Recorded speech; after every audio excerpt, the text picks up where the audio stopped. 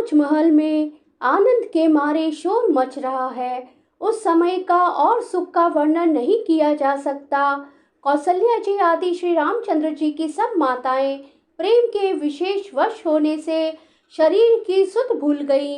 गणेश जी और त्रिपुरारी शिव जी का पूजन करके उन्होंने ब्राह्मणों को बहुत सा दान दिया। वे ऐसी परम प्रसन्न हुई मानो अत्यंत दरिद्री चारों पदार्थ पा गए हों। सुख और महान आनंद से विवश होने के कारण सब माताओं के शरीर स्थिर हो गए हैं, उनके चरण चलते नहीं हैं। श्री रामचंद्र जी के दर्शनों के लिए वे अत्यंत अनुराग में भरकर परछन का सब सामान सजाने लगी। अनेकों प्रकार के बाजे बजते थे। सुमित्रा जी ने आनंद पूर्वक मंगल साज सजाए।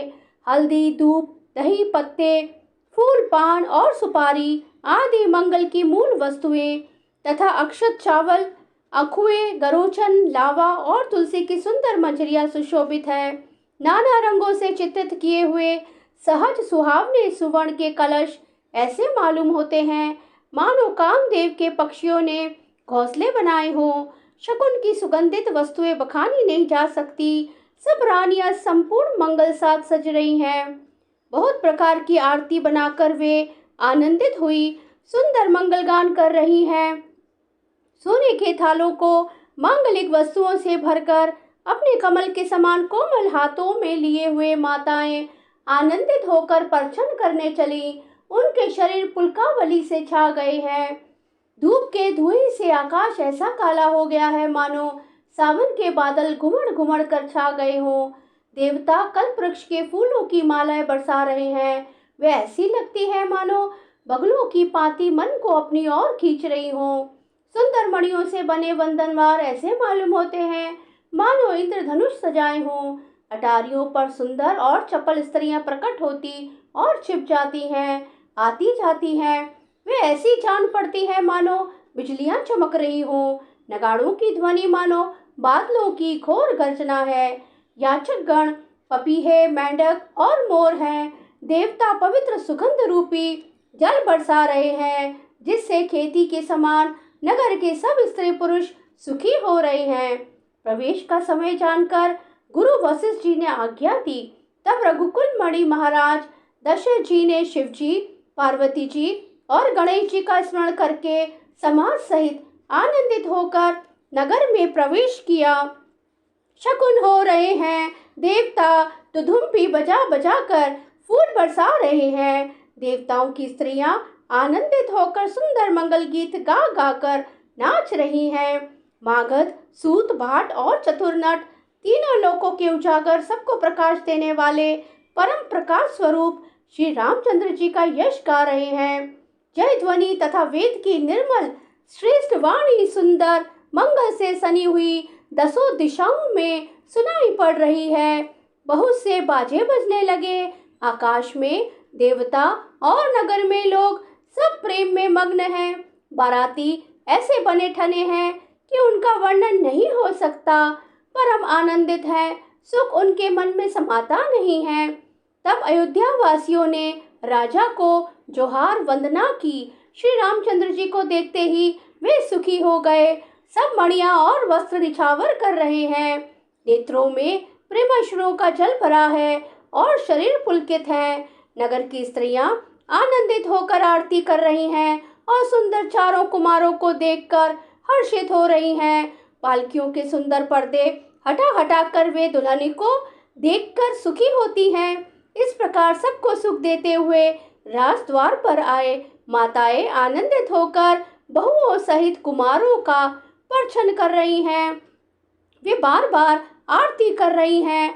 उस प्रेम और महान आनंद को कौन कह सकता है। अनेकों प्रकार के आभूषण, रत्न और वस्त्र तथा अगणित प्रकार की अन्य वस्तुएं निछावर कर रही हैं। बहुओं सहित चारों पुत्रों को देखकर माताएं परमानंद में मग्न हो गई। सीता जी और श्री राम जी की छवि को बार बार देखकर वे जगत में अपने जीवन को सफल मानकर आनंदित हो रही हैं। सखियां सीता जी के मुख को बार बार देखकर अपने पुण्यों की सराहना करती हुई गान कर रही हैं। देवता क्षण क्षण में फूल बरसाते, नाचते गाते तथा अपनी अपनी सेवा समर्पण करते हैं। चारों मनोहर जोड़ियों को देखकर सरस्वती ने सारे उपमाओं को खोज डाला, पर कोई उपमा देते नहीं बनी, क्योंकि उन्हें सभी बिल्कुल तुच्छ जान पड़ी। तब हारकर वे भी श्री राम जी के रूप में अनुरक्त होकर एकटक देखती रह गई। वेद की विधि और कुल की रीति करके अर्घ्य पावड़े देती हुई बहुओं समेत सब पुत्रों को परछन करके माताएं महल में लिवा चली। स्वाभाविक ही सुंदर 4 सिंहासन थे, जो मानो कामदेव ने ही अपने हाथ से बनाए थे। उन पर माताओं ने राजकुमारियों और राजकुमारों को बैठाया और आदर के साथ उनके पवित्र चरण धोए।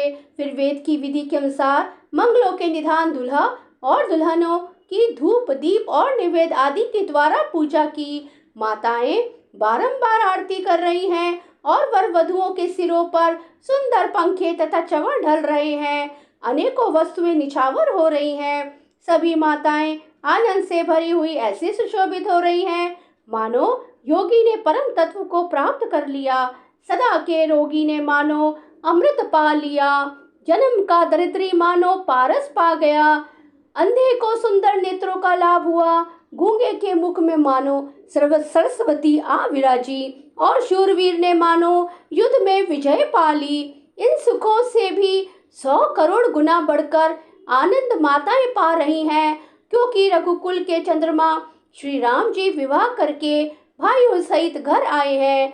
माताएं लोक रीति करती हैं और दूल्हा दुल्हने सकुचाते हैं। इस महान आनंद और विनोद को देखकर श्री रामचंद्र जी मन ही मन मुस्कुरा रहे हैं।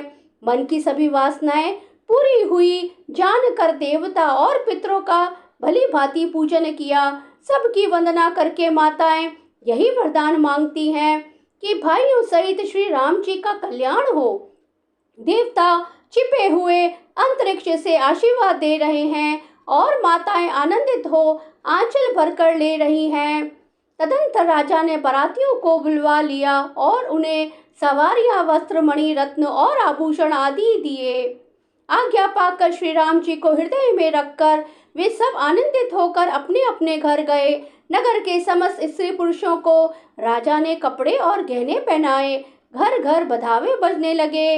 याचक लोग जो जो मांगते हैं, विशेष प्रसन्न होकर राजा उन्हें वही वही देते हैं।